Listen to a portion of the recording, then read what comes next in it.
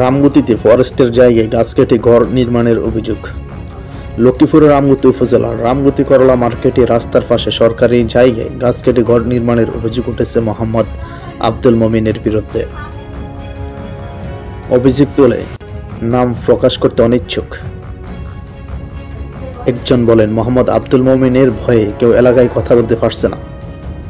উনি সরকারি জায়গায় গাছ কেটে ঘর নির্মাণ করার জন্য রাস্তার পাশের মাটি ভরাট করেছে। আমি আপনাদের মাধ্যমে চাই যেন কেউ এমন অবৈধ কাজ করতে না পারে।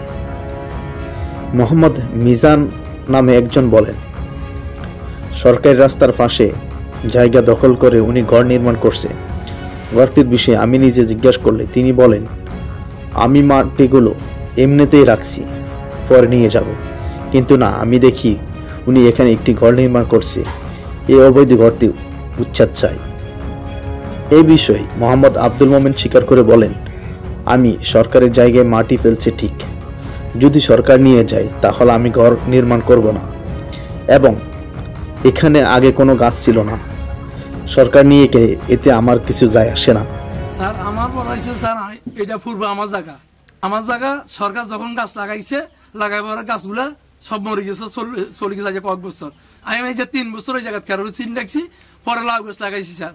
লাউ গাছ লাগাবার পরে অঙ্কা আমার একটা দোকান ঘর আগেও ছিল, ওইটার লগে দিয়ে আমি আরো কত দূর ঘুরিয়া স্যার কত দূর বড় করার জন্য আমি সাইডে মাটি ফেলাইছি। আর কোনো গাছ গাছা ছিল না।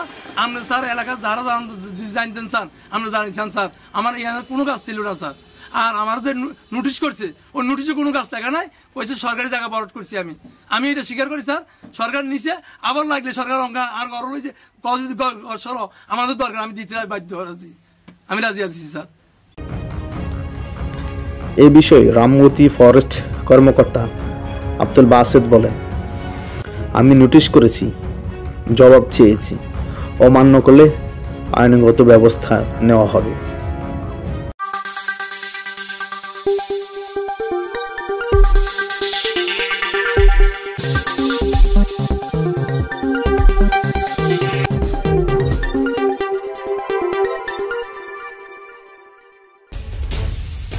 স্বাগতম সংবাদ।